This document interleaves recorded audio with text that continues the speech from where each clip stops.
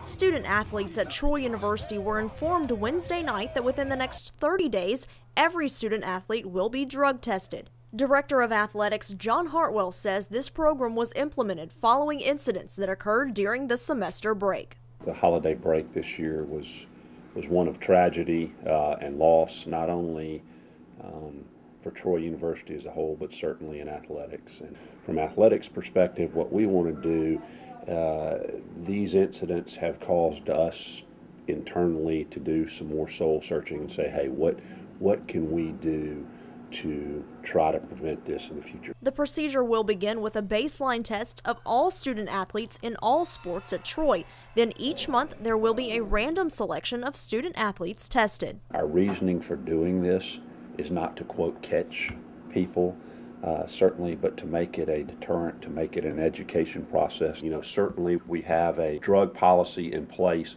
that's not a first offense and you're out on your ear.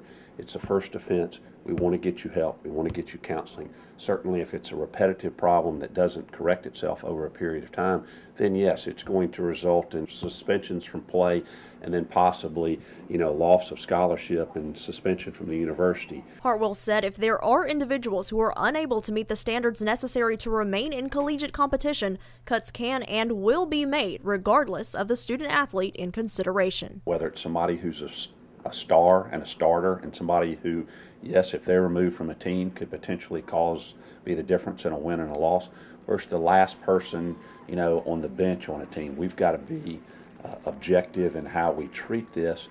And yes, at the end of the day, it may cost us a win or two or three or five in a particular sport.